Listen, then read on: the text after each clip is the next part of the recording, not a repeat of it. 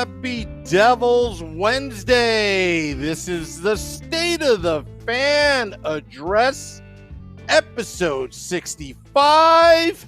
I am your host, Sam Wu, here with Pucks and Pitchforks blog and dancer-in-chief Nick Villano. Tonight's podcast episode is titled Lack of Devils Hockey. I sense a pun in there because we have a special guest coming up shortly. Eddie Lack, former NHL and Devils goaltender. He had that one great game. We want to welcome everybody on Facebook Live, Twitter, Periscope, YouTube Live, Twitch, and all around the world. All powered by Nova Product Design from the Primetime Radio Network. Nick, big podcast tonight. Big guest tonight. I'm all fired up. Even though we have a lack of Devils hockey. How are you tonight? I'm doing pretty good. I got to tell you what the situation is right now. Obviously, we've moved the podcast to get us a better host, and everything's looking good. But something that hasn't been seen in our podcast in a little while is Batman the Cat. So Batman the Cat, for probably the last 3 minutes, has been walking around my podcast table, which is now indoors, and he's devising ways to do bad things. But now he's taking a rest. I've given him a little spot next to us, so he gets to kind of chill out for a bit, and he's taking his little rest. But just know he's sitting there devising a plan. He looks cute now, but he's devising a plan to get on the podcast and be the new star. Well, you know what? It takes time. I mean, you just had a big move, right? Right now, we put a primetime radio pipeline to your house because the internet issues. Yeah, they're putting in the new 5G network, and you know how the telephone company works. They just pull the plug. You get no upload speed. I don't care if you're doing the world's greatest #1 Devils podcast, the most commented podcast in the history of New Jersey Devils podcasts. And also, as what Chico Rush says, the most hockey organ of all hockey podcasts in the world, or whatever Chico says. They don't care. But we got Eddie Lack on. Eddie Lack cares. He's going to be on in about 5-6 minutes. But yeah, you're looking good, Nick. You're looking good.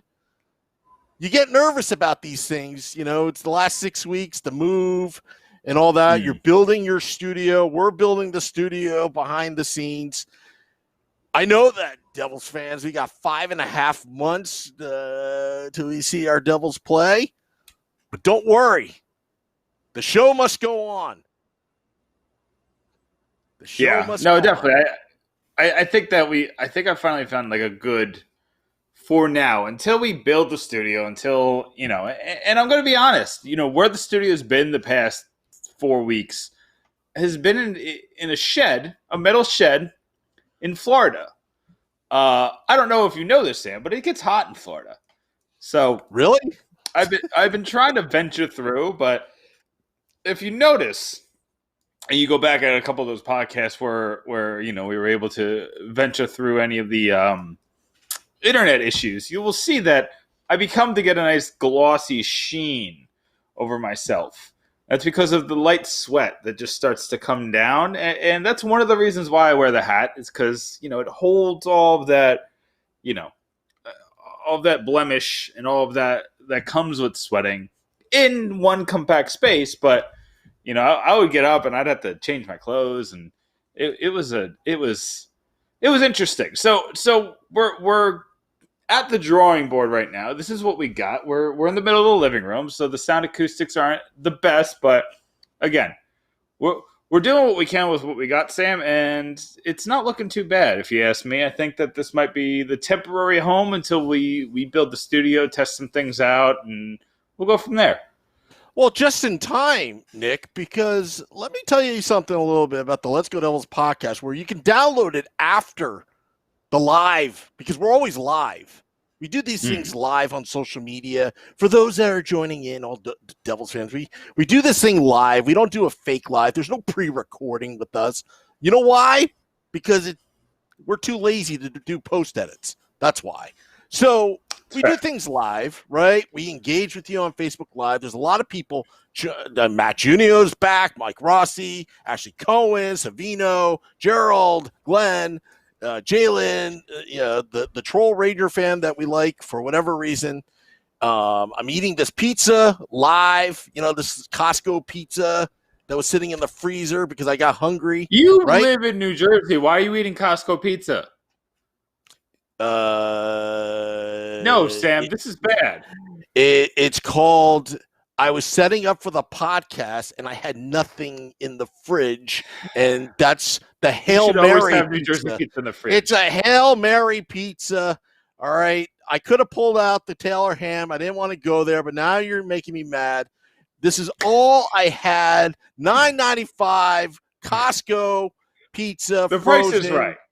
All right, the price is right. I'll give you that.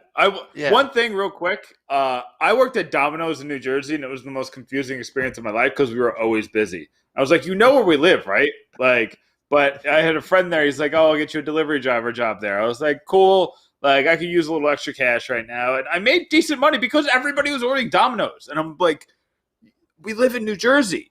I lived at the Jersey Shore, which has amazing pizza. And it has like 100 pizza places. Yet people were ordering Domino's. I remember one time we got 18 inches of snow, and my boss just handed me 6 deliveries and said, good luck. And I took my Dodge Stratus out, and 18 inches of snow, I mean, a lot of it had been plowed, but there was still a good 4 to 5 inches of snow on the ground. So I'm driving, and I'm getting stuck, and then getting yelled at because people are like, why does this pizza take so long? But why are you ordering Domino's pizza? This is your fault. Anyway, that's my rant, Sam. That's what I'm saying. But why don't you get our guest? I think the fans are here not to talk about me ranting about pizza. They want to hear Eddie Lack rant about pizza. Although I don't know how much we're going to ask him about pizza. We're going to ask him about life. Life's weird now. But life is especially weird for Eddie Lack because Eddie Lack just retired from professional sports. I mean, that's something that a lot of athletes, they some of them don't land on their feet. But Eddie, it looks like he's doing amazing. I know he was working a little bit with Arizona State. I don't know if that's still going on. We're going to ask him about that. But, he's becoming a realtor. He seems like he's thriving, and you got to love that. I love seeing people who made their mark on the Devils, and then they go and they thrive. And it's funny. Me and Eddie Lack, born in the same year, 1988, and this man's on his second career. I guess I'm on my second career if you count that Domino's job as a career. But I don't think that I'm as successful as Eddie, so it'll be nice to talk to him, see what he's up to right now. I also want to talk to him about the Devils' goaltending situation. I want to talk to him about a lot going on with that. You got to remember that he's been coached twice by Rolly Melanson. He was coached by him in Vancouver. He was coached by him in New Jersey, both places where he excelled at different points of his career. And I kind of want to know what his thoughts are. I thought it was interesting that Melanson didn't get mentioned while Greer and Narsardine did get mentioned in some of the Zoom calls and some of the other situations with new Devils head coach Lindy Ruff. So I'm just curious to see what Lax says that Melanson brought to the table for him. And then I want to talk to him about Corey and Mac. I want to see what he thinks of Mackenzie Blackwood. I want to see what he thinks of, you got to remember, while Mackenzie Blackwood didn't make the NHL roster while Lack was here, Lack did play a little bit in the AHL while Mac was there, and that was his first year where he struggled a little bit. So it'll be interesting to talk to him about that and the growth you've seen in Blackwood, and then just talking about, Lack's a guy he's retired at 32, and he was once at the very top of his game, and now, he's seen, a guy he used to be teammates with in Schneider having those same struggles with injuries. So I'm curious to see what he has to say about that. But Sam's back. Oh, I'm back. You know what? You know who's listening into the podcast? Our resident co-host on the Sundays Let's Go Devils podcast edition, Shorts guy. Shorts guy. He is a goalie. He's upset. He plays the position. He dreams of being that E-bug that wins the Stanley Cup, when all the goaltenders go down for whatever reason, Game 7 at the Prudential Center. He has those dreams of becoming that E-bug and stepping in and helping the Devils win the Cup. But I know he's listening in right now. But everybody, please welcome to the podcast for the first time on the State of the Fan Address. We have former New Jersey Devil goaltender Eddie Lack. Eddie, you're on with Sam and Nick. How are you tonight? Good. How are you guys? Oh, we're doing great.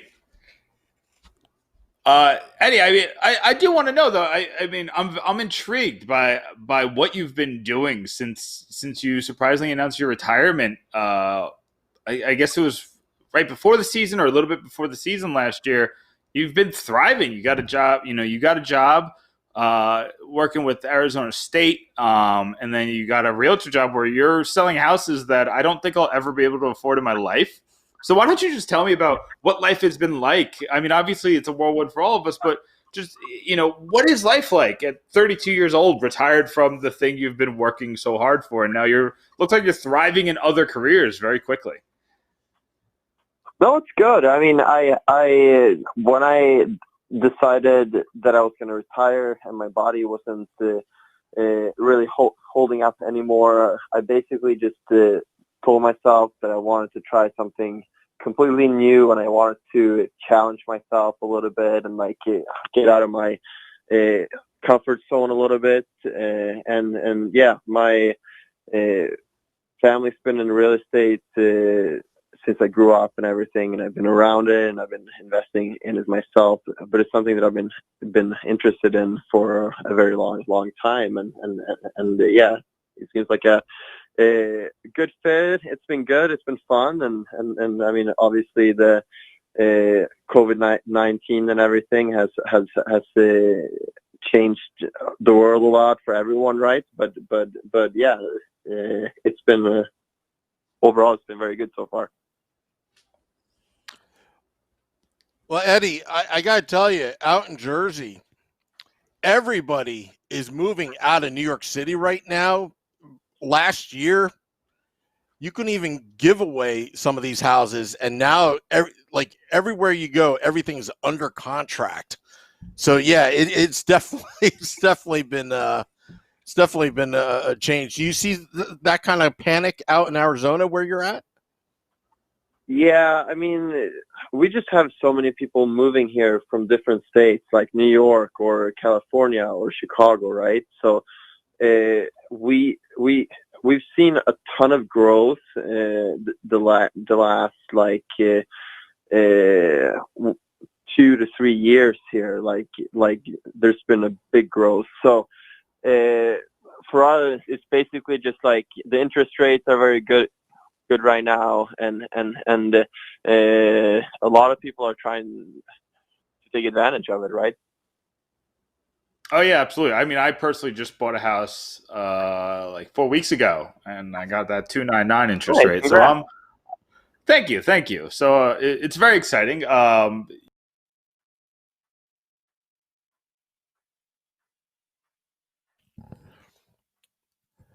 Sorry, everybody. We have a little bit of technical difficulties. Nick's feed has dropped. Sorry about that, Eddie. Are you still there, You're all Eddie? good. Yeah, I'm here. Yeah, the magic, of the internet that just sometimes happens. Nick just actually moved to a new place, and the internet is still kind of spotty there and whatnot. So, but Eddie, You're I all have a good. question. I have a question for you. Um, Making that transition, from playing in the NHL and being now, being in real estate. I mean, do you find it? Do you find it just at times where you just want to come back, even though your body says no? Do you feel like you want to come back, or you watch a game and it gets you all fired up, and where you just want to strap on the pads and just do it? No. I sold my gear the day after I officially retired, and I'm never gonna strap on my goalie pads again. I am just like,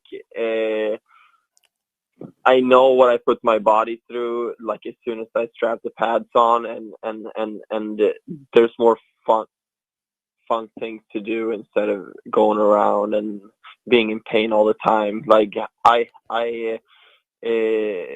actually play out now on Mondays and Wednesdays. So I'm a forward where I score a little bit of goals, but yeah, that's way better on my body, and it's just fun to do something different.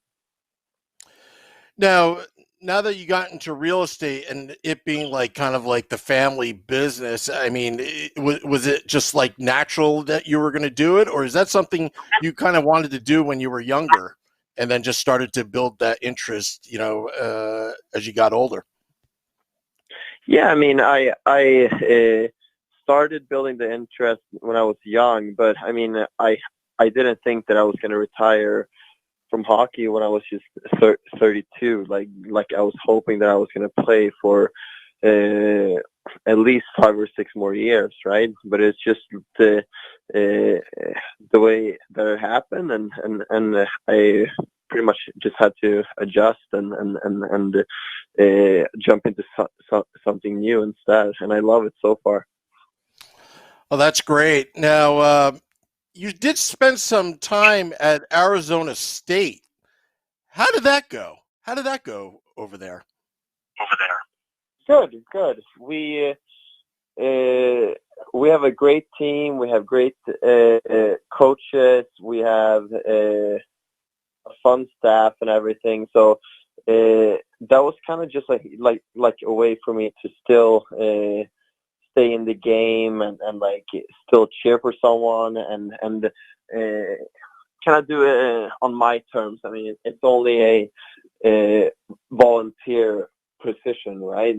But it works out perfectly for me, and it's something that I enjoy to kind of try to give back a little bit to the game that has given me so much.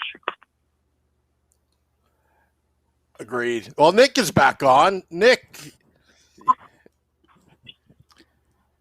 I blame Florida for most things, but Florida is at fault for most things, so I think that's fair for most. But Eddie, I didn't. Full disclosure, I didn't hear exactly what Sam just asked, but I do want to talk about Rolly Melanson, your goalie coach, not only with the Devils, but with Vancouver, and he's coached you for a lot of the big moments of your career. And I think that you had a little bit of a resurgence here when you were with New Jersey. I know you were still dealing with a lot of those injuries, but you seem to have found a groove that helped you when you were called upon. So what are some of the things, the Devils just hired head coach Lindy Ruff, so they're working on assistants. I just want to know, what are some of the things that you learned from Melanson and what makes him such a good goalie coach that's been around for so long? Yeah, I mean, I loved working with Rolly, and what I loved about him as a coach was that he was always very demanding, but like you always knew that it was because he cared about you, and he always like made it clear what he expected from you and how he wanted you to play and everything. And like I think that his style of more staying deeper in the paint and like more reading the play from there, especially me being like a 6'5" guy, and I wasn't the best skater out there either. So when he got me to play a little bit deeper, my whole game kind of came together. And when I try to be a little bit more aggressive, I tend to just chase the game a little bit too much instead of letting the game come to me. So that's what I loved about him, and that's like something that I try to teach to my guys a little bit here now. And we work really, really hard in practice here. So the harder you work in practice, the easier the games will get.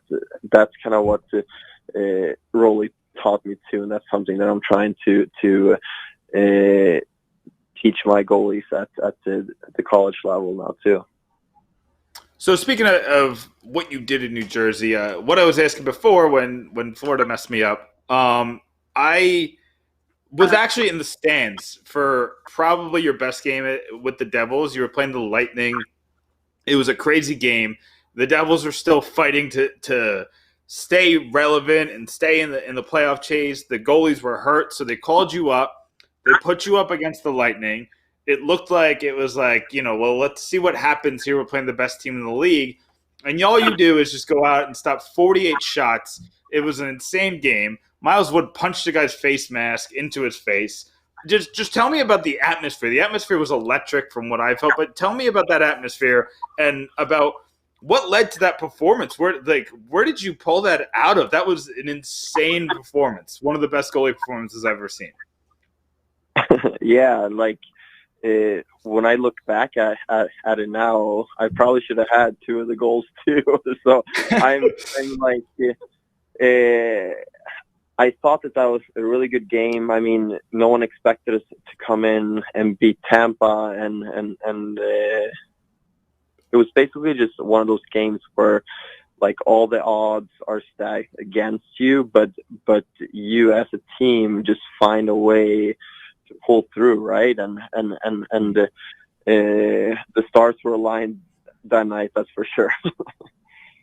Oh yeah, it was a ton of fun. It was actually my wife's Christmas gift to me, so that was really cool. Now I do want to go back. You during your time with the Devils, you spent time in the NHL where you're playing. You were playing alongside Corey Schneider, and you spent some time in the AHL in Binghamton. We played a little bit alongside Mackenzie Blackwood when he was first coming up.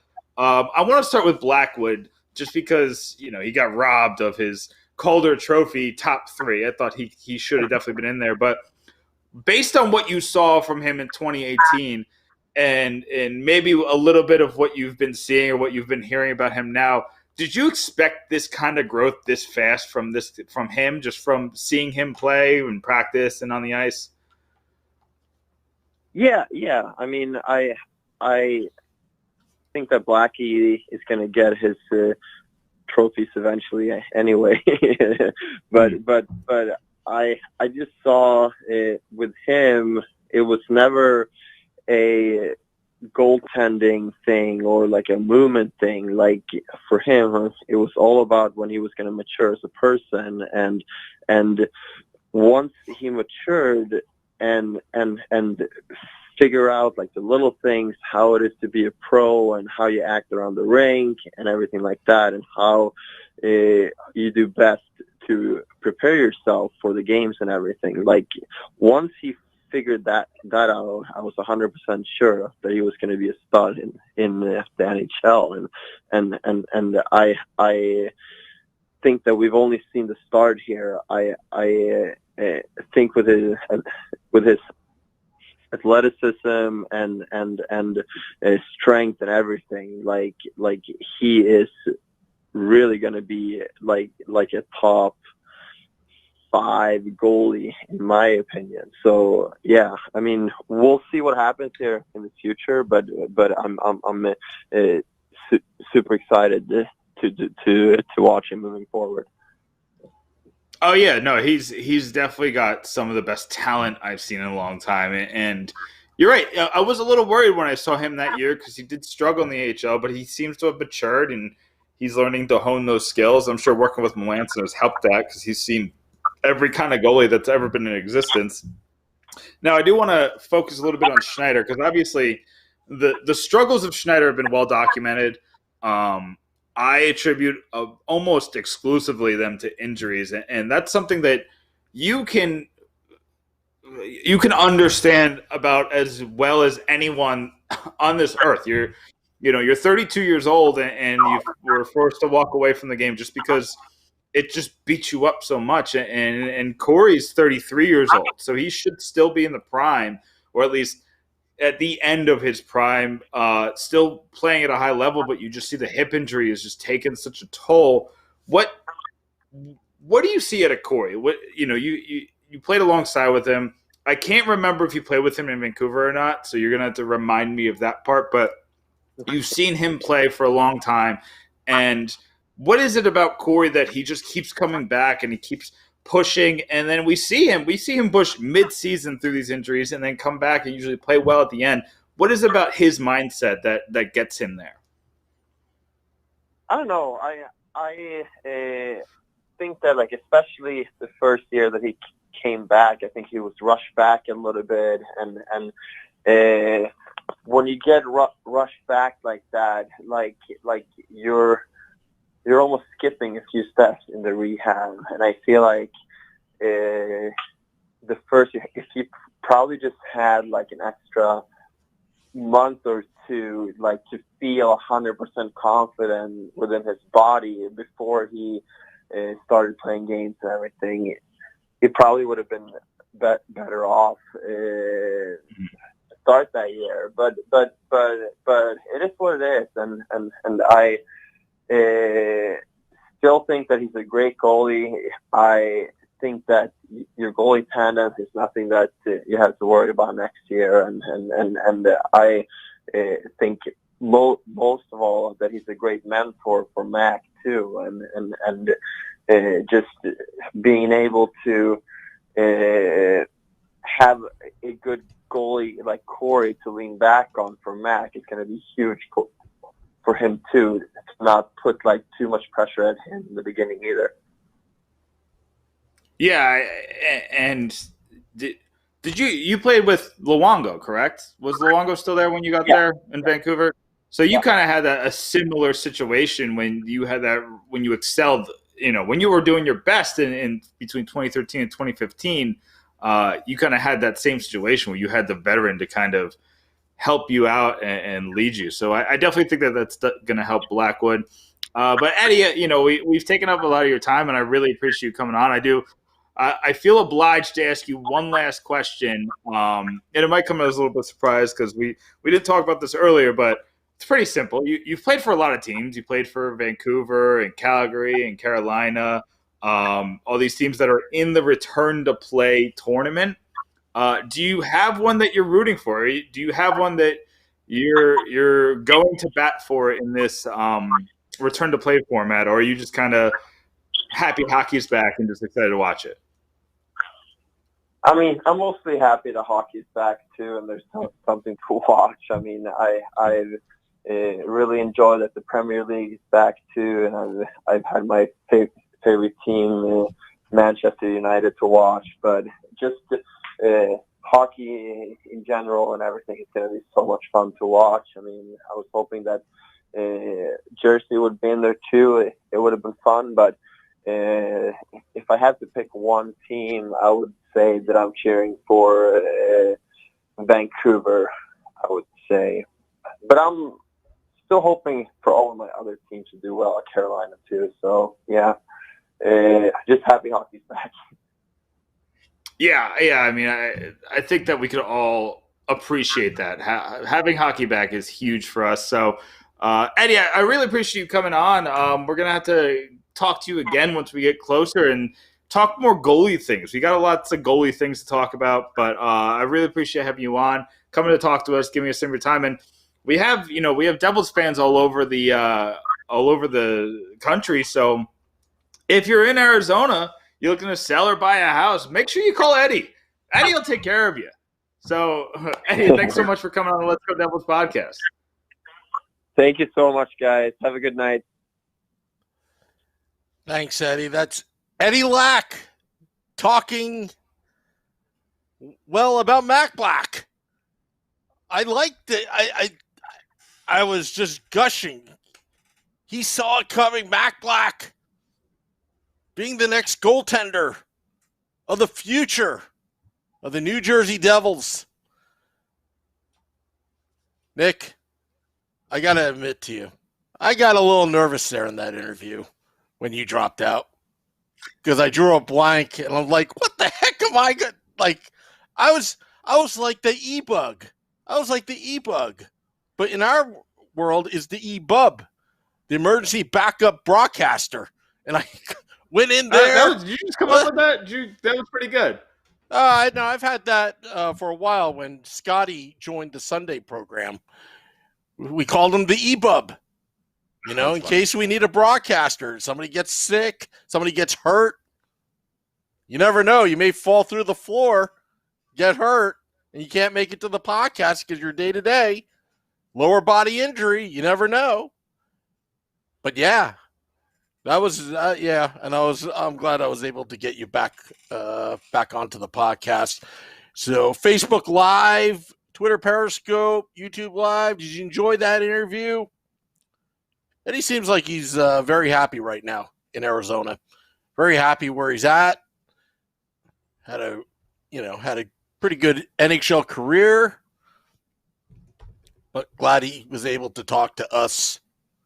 Little puck, little hockey, and whatnot. So Nick, this past week we've seen a lot of interviews with Lindy Ruff. I gotta cut you off. I don't mean to cut you off, Sam. I know we're getting into the next subject, but I got to talk about what is going on with Twitter today. I know that they had the hack where a lot of the verified people. So the Devils just tweeted, so who wants some Bitcoins? Did I miss something? Or did we? I don't know. I know Amanda Stein was retweeting just random words. From is it the Every Devils Word playing are they playing a prank or did they get hacked? There's one that they failed to send that just says, "Are we cake?" Sam, I mean, I know I like cake and you know, my gut tells me that I've eaten too much of it in my life, but what is going on? Oh my God. Now everything is going live right now. So we're doing this live, you know, so who wants some Bitcoins and guess we'll never know. And this is just bizarre, absolutely bizarre. And they're retweeting at every word. What has happened to the New Jersey Devils Twitter account? This is breaking news. But the thing about news, Sam, is you need to know what's going on, and we don't. There's no news. We don't know what's going on. This is breaking situation. We got to get Chris Westcott on the Nova Product Design hotline and ask him what's going on. Yeah. Chris has to tell me. Chris, tell me what you're doing. What are you doing here? You're scaring us. My goodness. Are we giving out Bitcoins? I am so thrown off. Is this part of that the giveaway that the Fanatics owner who also owns the Devils, is this part of it? I don't get it. I don't know, Sam. I didn't mean to cut you off, but I just saw that and I couldn't talk about anything else. You were trying to move on to something of stature, the new head coach, how we feel about it a week later, but all I could look at is just... You know what? Now I want to concentrate on this. What's happening to the New Jersey Devils Twitter account as we're doing this live from the Primetime Radio virtual studios here in New Jersey and Florida? What's happening? Are the Devils that important enough to get hacked? Yeah, who are we hacking? I've seen some really unimportant people get hacked, though, Sam. So I don't know. Yeah. Well, actually, But anyway, I got hacked the other day, but I don't want to talk about it because it's kind of pissing me off. But yeah, no. Yeah. Well, I'll talk to you off air. It's just Yeah. kind of stupid. I don't want to give those hackers. Let's see what we do with the Let's Go Devils podcast. I'm going to change the passwords. But you see, one thing I hate about changing passwords, I'll forget it, and then I got to do the forget password again.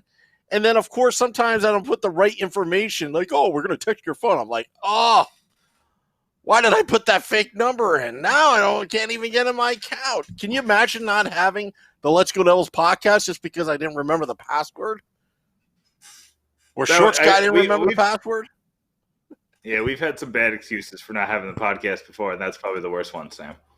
Yeah, not having the password. Yeah. But we can pivot. We can pivot to the head coach. I will say this. I felt attacked on Sunday, Sam. I felt personally attacked.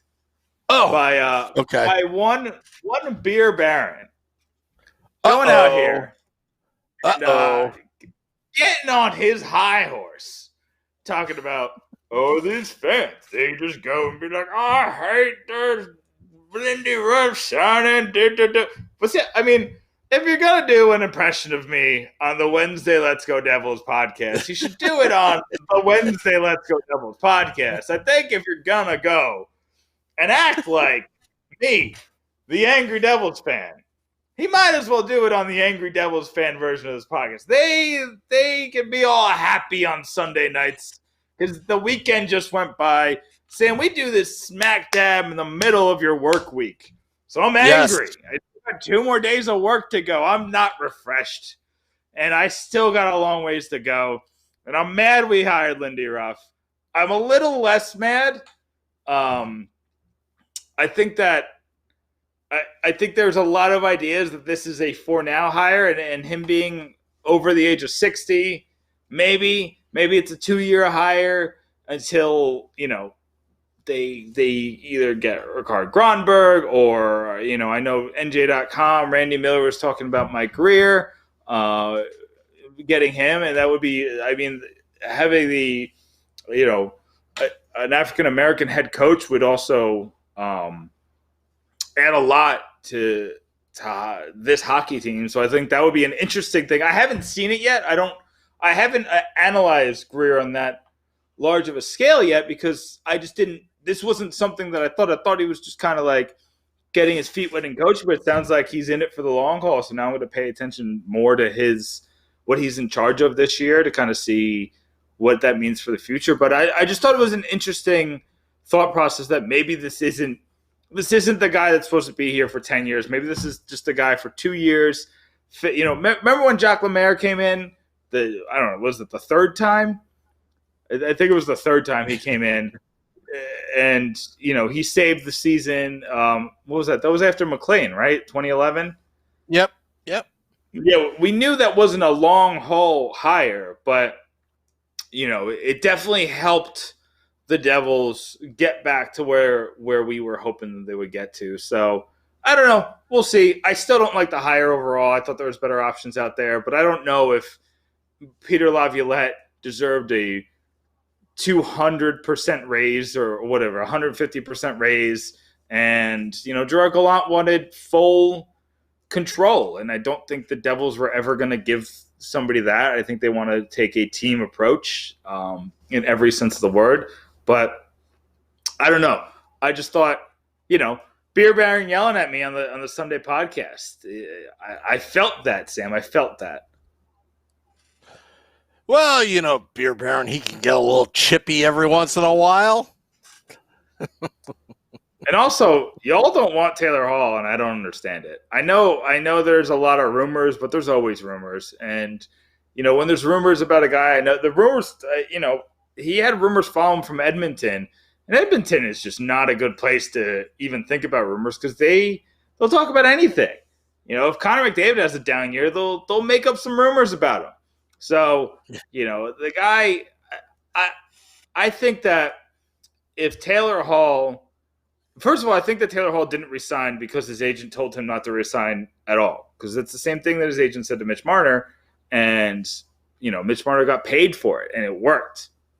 So I think that his agent told him, I don't think it had anything to do with wanting to be in New Jersey or not, because I think if he didn't want to be in New Jersey, he wouldn't even have the talks with Ray in the first place. Where you remember those couple of sit-down sessions they had early in the season. So if he looks at the scale of who's offering what, if Colorado offers him something and he really does want to win, I think he'd be smart to take that.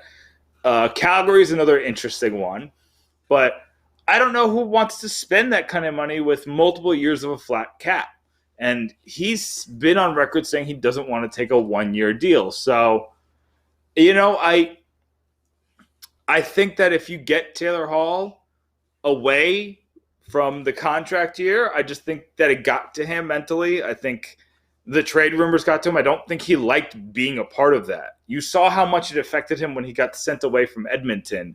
And then he found a home in New Jersey, and then it kind of turned around on him. And he didn't react well. I'm not gonna say that, it's our fault as fans or that he did everything right.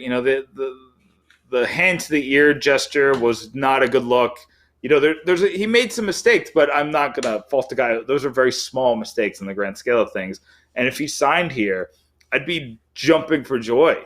As long as it's like a smart term. I understand that if you want to talk about the injury history, things like that, those are real concerns. But the locker room cancer and things like that, I don't think there's any real evidence behind it, except for a lot of rumors. And that's fine. We talk about rumors, we talk about speculation, we talk about things like that. That's what we have to talk about because that's all you have a lot of the time. And if he doesn't sign here, I'm not going to be devastated either. It's not like a Parisi situation where we put all of our eggs in that basket. But I think that signing Taylor Hall would still be smart for this franchise. I think that it gives them a top-line winger for 3 years and a top 6 forward for the duration of his contract. And I think that he still has some upside. And we saw he was an MVP. So signing an MVP you're not able to do that all the time. So I disagree with them on that. I understand where they're coming from, but I will come on the Let's Go Devils Sunday podcast to gloat just a little bit if Taylor Hall does re-sign with the Devils. That will be a battle, a rivalry battle between the two podcasts, Sunday versus Wednesday. Wow. Speaking of which, if Taylor Hall resigns in Arizona, will he hire Eddie Lack to be his real estate agent? Oh, that's good. That's a good idea. He should. Yeah, I think he should. I think we'll make a love connection or a real estate connection. Yeah. I didn't want to ask you before. No, I was about to say, I'm sure Taylor has Eddie's number. If he doesn't, we have it now, so we can, but we would need Taylor's number to get Eddie his number. So we gotta, there's work to do. Just real quick, shout out to Jennifer. I like Hall. I would like to see him back. Jennifer, she was a recipient of the Rangers Suck Confetti. We did a little promo with the Primetime Radio Network, which is the network that brings this fine piece of content to you every Wednesday. And she took pictures, so we're going to post it all over social media tomorrow. It's already shared. Rangers Suck Confetti, found some in the old studio as we're moving studios right now, Nick, and I'm glad she's happy. I think there's going to be other people happy. Rangers Suck Confetti. Did I ever give you Rangers Suck Confetti through the mail? You didn't. Oh, I'm still waiting for my Parkway shirt. All right. Next subject. Don't let me interrupt you. Go ahead. Yeah. No, I did want to talk to you about. I think the big decision that the Devils have to make now that they've hired Tom, they've hired Lindy Ruff. Besides the fact that they could still hire a president of hockey operations, that's still on the table. I think the big question is who are they going to hire as assistant coaches? I I touched on this a little bit with Eddie Lack, just kind of talking about Rolly Melanson, his coach. Who are you thinking, Sam? Who did you like? Who do you think is out there I don't know if you know who's out there, but who did you like on this team? We had Greer, we had Kowalski, we had Alain Nasruddin, obviously, and then Melanson. Do you think that it would be smart to just bring the staff back, or what are your thoughts? Well, let's put it this way. There was this, all this talk about Lindy Ruff being a stopgap. I say nonsense. I think he's there for a reason. There are a lot of good things. One good thing I like about Lindy Ruff in one of his interviews was he's going to talk to people who was here last year. So he's got an open mind, and that's what I like to see in a head coach. Nasruddin was definitely deserving of the job. And Lindy Ruff is going to evaluate everybody. Everybody's on a clean slate right now. He will determine who's his guy. So it's not like, okay, Fitzgerald just, if you remember Claude Julien when he came, it was just like, Claude Julien, you're the head coach, but you can't hire any of your assistants. No, this is Lindy Ruff's team. Ruff and Fitzgerald have that connection back to Florida when that Stanley Cup run back in '96. In Lindy, we trust right now. Melanson is a great goaltending coach, kind of like Jacques Caron. Keep that consistency there. These are young players. They need to be nurtured. And it may be a good idea if Lindy Ruff takes a look at the whole picture and be like, these kids grew up with these guys. Yes, Hines is gone, but they could still improve. I just need to get them to all be in sync and play together as a team. So it should be interesting what Ruff does. He's not going to make a decision overnight. But I think it's truly his team. I don't believe he's just a stopgap for just 2 years till somebody else comes in. But if Lindy Ruff is going to be here the long term, he's got to put it all together now. Are we expecting them to be in the playoffs next season? Absolutely not. But if they do get in and they do make a run, should be very interesting because I don't, I'm reading all this stuff. It's like he's a stopgap. A lot of fans are like, oh, why? But right now, it's a very uncertain time off the ice. I think he's the right guy for the job right now. I could see that. I could see that argument a lot more than I could when we were coming up to the hire and when the hire was actually made. From what I've heard, they were talking to Laviolette literally up until the night before the announcement.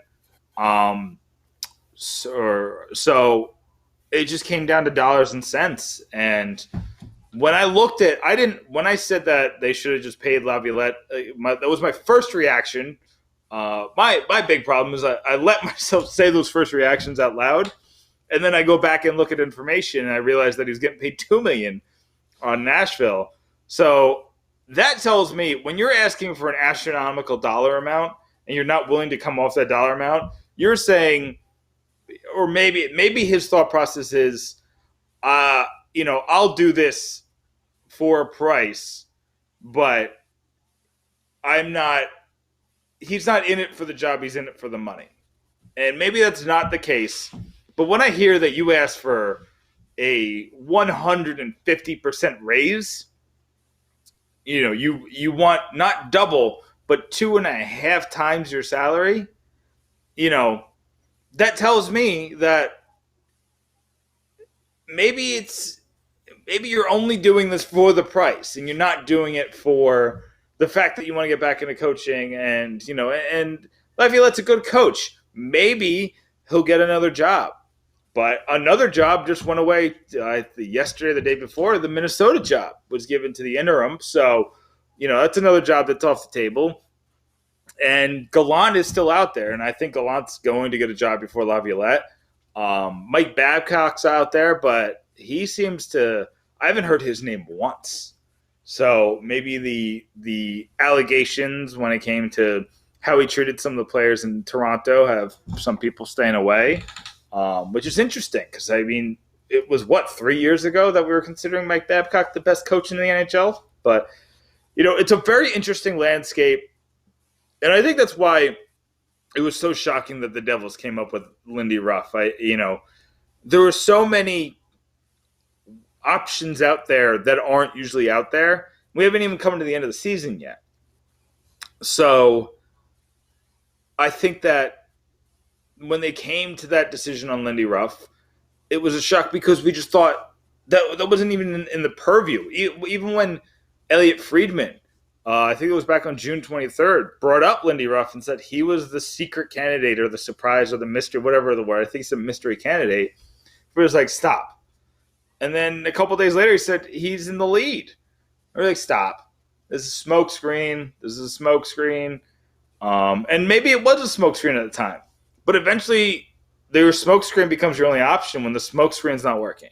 I think that's what, from what I'm piecing together, and there is some information missing, but from what I'm thinking is that they told Laviolette, what's your price? And his price was astronomical. And then they talked to Lindy Ruff, and they thought that the value of what Ruff gives them against the value of what Laviolette gives them at $5 million, they went with Ruff. And I say, okay, that's fine. That's not the Devils being cheap. That's not overvaluing a position in your organization. And Josh Harris and Dave Blitzer are very, very, very good businessmen. And without the value of getting the best at his job, and I don't think that's what Laviolette is, I don't think that they were going to astronomically overspend for a coach.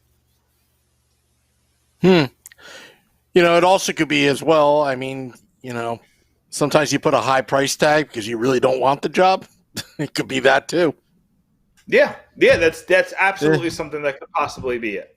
It could possibly be that Laviolette was just like, I'm just going to throw out this number. I'll do anything for this number. So if I had to coach the Devils, I'll do it. So he threw out the number, and the Devils said no. And you know what? I am less angry about that fact. That's what I'll say. I'm less angry that they didn't hire Laviolette than I am that they did hire Lindy Ruff. But you know what? Now I'm all in. I'm all in on Lindy Ruff because it's here. There's nothing we can do about it. I didn't like it at first. I gave my opinion last week's podcast. Thank you for doing it on Wednesday, by the way, Devils, because we got to get those instant reactions in. But we I don't know. I'm still working my way through my emotions on it, but we have till December to work our emotions on it. I think this roster needs a lot of work. I need to see if this is the state of the defense, if this is the defense that we go into the season with. I'm going to prepare myself for a lot of aggravation and frustration. I don't think that's how it's going to be, but I do thinking about it, I do think that Lindy Ruff could get something out of PK Subban that John Hines couldn't, and that Elaine Nasreddine got more out of PK than Hines did. But I think that I think Lindy Ruff can get at least the offensive aspect out of him and figure out what went wrong last year on the offensive side. The defensive side, we're going to need to bring in somebody else. But I think on the offensive side, he'll at least him there. Yeah. Well, I'm going to get our next contestant, Mike Lucci, on to play the game. So tonight's game is going to be fun. One of the biggest hit shows on Netflix as of late is The Floor is Lava. So as I am prone to do, I found a way to turn that game into a New Jersey Devils trivia game. because why not? Why not take one of the biggest game show hits? No, I guess the biggest game show hit right now is Family Feud because Steve Harvey said some funny things about one of their contestants the other day. But we already did Family Feud, so we're doing Floor is Lava. You guys are going to deal with it. But I am excited. We have some good ideas coming up. We're trying to figure out how, the Devils obviously aren't in the return to play format. So we're trying to figure out some creative ways to talk about it and to kind of get our ideas out there on what we think is going to happen and who we're rooting for and kind of an analysis of that. I'm sure if you're listening to this podcast in the middle of July about the New Jersey Devils, we're going to watch hockey. We're just, we're going to watch whoever's out there. A lot of us are still stuck inside or choosing to be inside and spending a lot more time watching TV. And if we get live sports on that TV, I'm going to be much happier myself. So we're going to do a lot of analysis on what you're watching, who you should be paying attention to, because I know a lot of us on here are very strictly Devils. You only pay attention to the New Jersey Devils. So when you're watching the other teams, a little bit. We all know a little bit, obviously. We're all watching hockey and we see what they do when they play the Devils, but maybe we've forgotten some of those storylines. And then maybe we could figure out a team that we should all collectively as Devils fans root for. Usually I pick Nashville as a team to root for or Dallas. We can't – I understand it's petty, but I don't know if I want to root for John Hines personally. He wasn't a bad guy, and he did have some good moments as head coach, but maybe I just petty because I don't want to see the head coach that we just fired excel. Maybe that's it. I don't know. Again, nothing against John Hines. I thought he was a good guy when he was here. I thought he was likable for the most part. I just didn't really like his coaching style for parts of his tenure here, especially in that last year.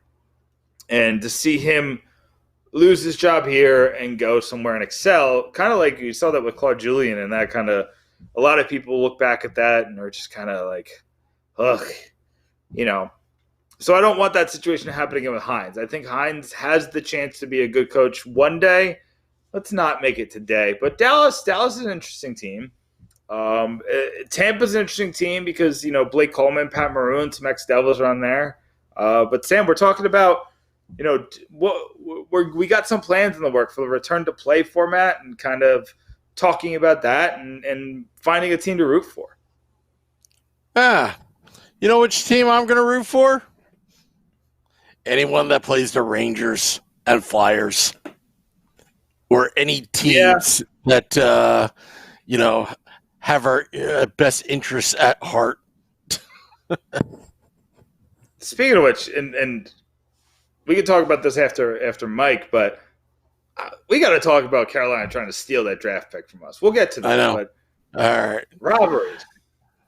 All right. On the Nova Product Design Hotline, we have from Pucks and Pitchforks blog, Mike Lucci. Mike, are you ready to play the game tonight? Yes, sir. Let's do it.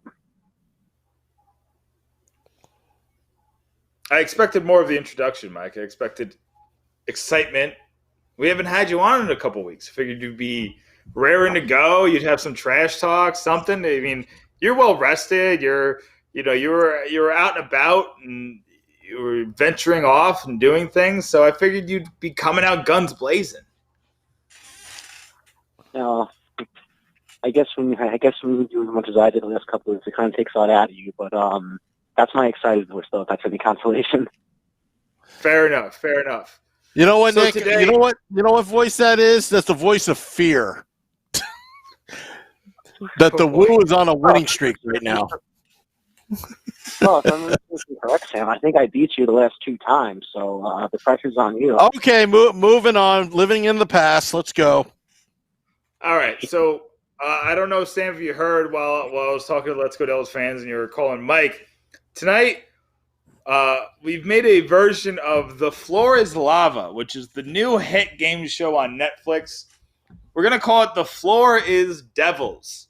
So, just like in The Floor is Lava, I've set up obstacles for you to avoid throughout this process. So basically what I'm going to do is I'm going to ask you some multiple choice questions. But instead of the answer being correct, you have to pick out the answer that is wrong, avoiding the pitfall of the floor is lava. It's pretty simple, right? You just, instead of picking the right answer, there's 3 right answers and 1 wrong answer. So you have to pick the wrong answer.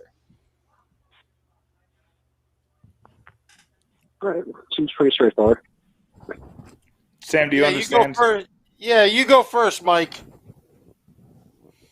All right, Mike. So sounds good.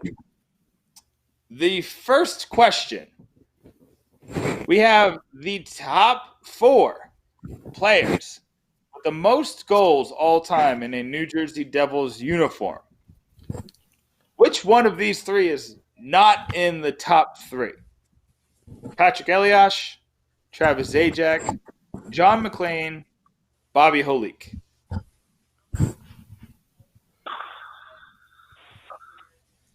I'm gonna go with camera. Travis Zajac. Travis Zajac is correct. He's 4th all time. Just recently moved up to 4th all time with 195 goals. Holik inching ahead of him with 202. As we all know, Patrick Elias has the all-time with 408. Sam, you're next. You ready, Sam? I'm ready. Sam, 3 players have played more than 1,000 games in a New Jersey Devils uniform. I have 4 players here. You tell me which one did not play over 1,000 games in a New Jersey Devils uniform. Martin Brodeur, Patrick Elias, Scott Stevens, Ken Danico. Scott Stevens. That's correct. Scott Stevens played 956. Travis Zajac, also close. He has 991 games in a New Jersey Devils uniform. Wow. So he's right there. But, okay, back to you, Mike.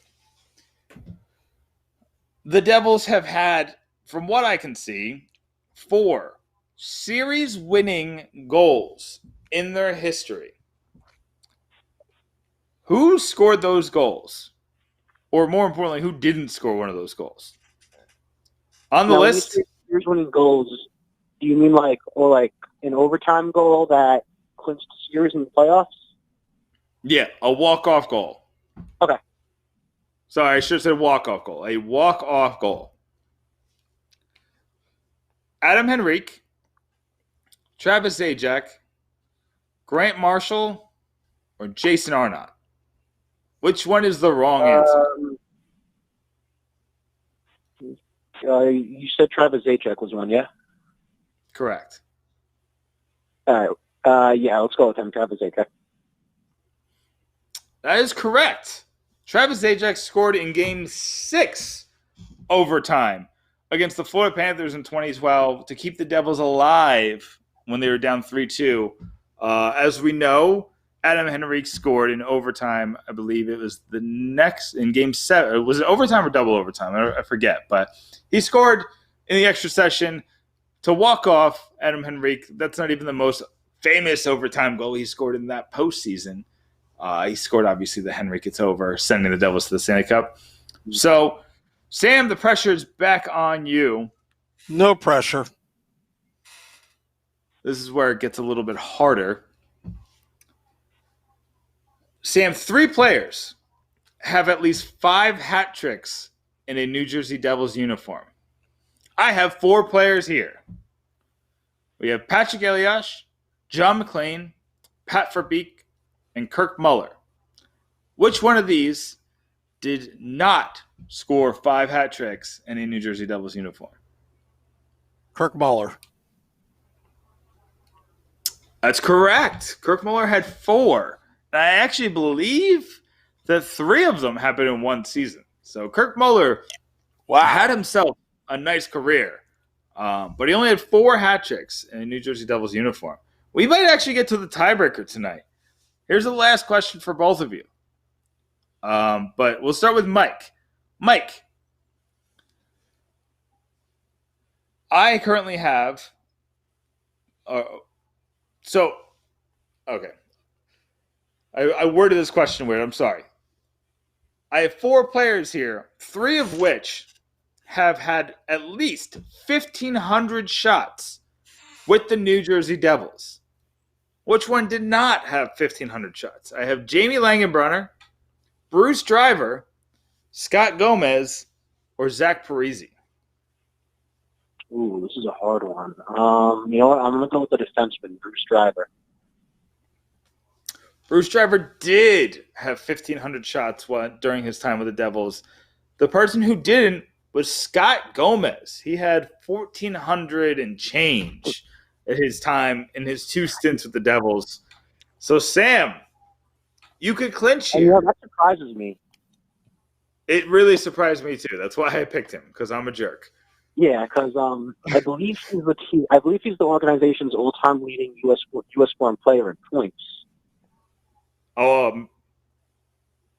Yeah, I mean, it would either be him or Gianta, maybe, but probably Gomez, because Gomez had a little bit more. He had a much higher upside, but anyway. So Sam, tell me the players who had more than 10 shorthanded goals during their time with the Devils. We have Brian Ralston, Blake Coleman, Adam Henrique, and I always say his name wrong, but you're going to Stéphane Richer. Stéphane Richer? Yeah, sorry, I always say his name wrong. What was the question? Who's had at least 10 shorthanded goals in their career with the Devils? Who did hasn't? not or did? Yeah, 3 of these 4 have had at least 10 shorthanded goals. So you tell me who didn't. Blake Coleman? That's correct. Oh, Mike, he takes you down at the very end. Blake Coleman has had 8 shorthanded goals. At least I went down to the wire.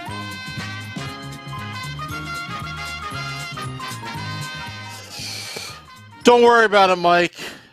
I'm just on a hot streak. You just caught me at the wrong time. Hey, when you're hot, you're hot, you know? Yeah.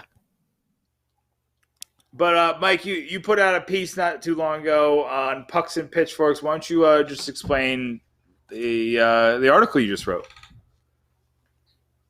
Yeah, so I kind of veered away from all the Lindy Ruff talk that was going on, and I looked at one of the things during the Lou Lamoriello era that was kind of overlooked, but pretty well documented, was he always had a tendency to bring back former players for second stints. So some of them are hit and miss, but there were a good amount of players that were fairly successful. So I looked at 5 former New Jersey Devils players who had successful second stints with the team.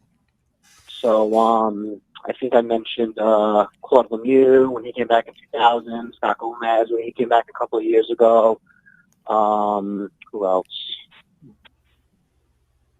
Lemieux, Gomez, wow, I'm blanking out. And yeah, there were a couple others. Sikora was on there. Yeah, Sikora. But yeah, it's on there though. You know, it's a pretty good read. I had fun doing it. You know, if you want, if you're trying to look for any content that's a little different from all the Ref talk, I recommend everyone checks it out. Yeah, and we definitely we did want to pivot a little bit. We've had so much Lindy Ruff talk. We've pretty much hit most of the angles we can. There's still a couple things that we have in the works, but Mike, I appreciate you giving us that other perspective. And go to pucksandpitchforks.com. If you want to search that, you can search Mike Lucci Pucks and Pitchforks in Google, and that article will come up. So you can do that too. But Mike, I appreciate you coming on, and we're gonna have to lick your wounds, and you're gonna have to come back and put a whooping on Sam for us. Yes, I'll definitely be a lot more prepared next time. Thanks again for having me, guys. Thanks, Mike. Thanks, Mike. That's Mike Lucci, Pucks and Pitchforks blog. He's afraid. I smell the fear, but I also smell anger. Tell me about the Carolina Hurricanes, Nick. So, I don't know what's going on here, because this entire time, and we talked about it, I think that Tyler Kelly, one of our writers, brought up when the trade for Sami Vatanen happened with the Carolina Hurricanes, he said that he thought it was more likely that the Devils could get the third-round pick for Sami Vatanen to play 70% of the playoff games than it would be to play, I think it was 5 or 7 games during the regular season to get the fourth-round pick. He said it's more likely he's going to play 70% of the playoff games because he'll be healthy then. They're probably going to wait to play him. He was a playoff player. And when you read the wording when the trade came out, it says, the Devils can either get this or that. If neither of them happen, they get nothing. That's how I read it in the press release. Well, the Hurricanes came out this week and say, oh no, as far as we're concerned, it's over. We're done. We don't owe them anything. And I don't know in what world you live in, Sam, or what world, more importantly, the Carolina Hurricanes live in. But if I make a deal with you, Sam, pandemic or not, you can't just change the terms because you feel like it. Maybe they misunderstood. I don't know. But I think it's much more likely that they misunderstood the terms than we did, because why would we agree to a sliding scale up? It sounds like that they made this trade strictly for the playoffs. So that's probably what Tom Fitzgerald was thinking. Say, cool, if you get him for the playoffs and he plays 70% of your playoff games, then we'll take the third-round pick. And if you get a third-round pick in that Sami Vatanen trade, I like Yanni Kolkinen, who's the other player that we got in the trade. But getting the third-round pick makes it an unequivocal win for the Devils. I like Kolkinen. He's still somebody I'm very excited to see what he does in the NHL.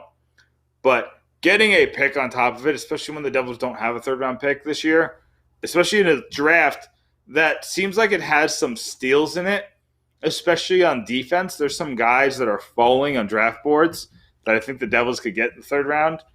I think that this is the year to have those second and third round picks. And they're not going to steal it from us, Sam, not without a fight. So it sounds like this one might be going to arbitration, and I kind of wonder how that's going to turn out. Yeah, I just think that the Devils always get hosed. Always get hosed. Yeah.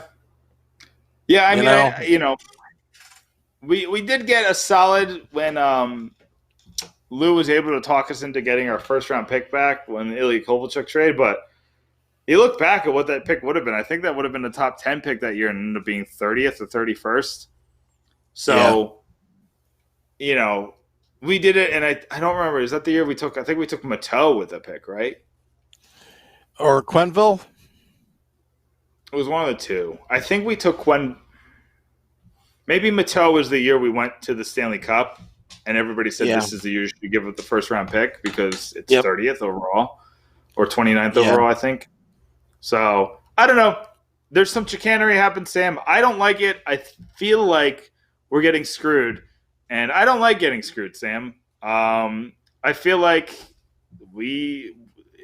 Sammy just came out and he did an interview where he said he's 100% healthy.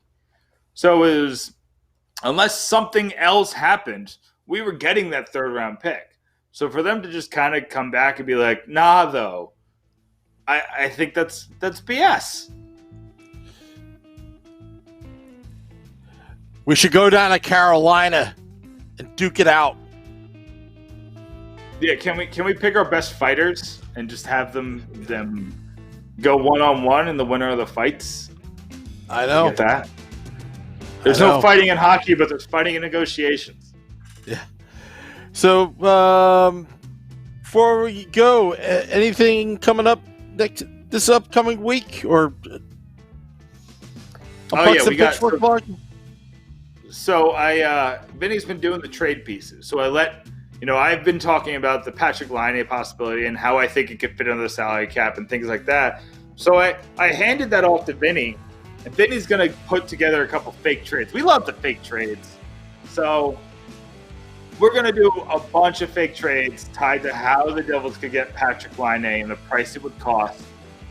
So that's going to come out tomorrow morning. And then I got a couple pieces tied to prospects past and present. I'm going to look at a couple of the prospects that I expect to jump up on the list over the next year. And then I'm going to look at some of the great prospects that ended up just falling flat on their face.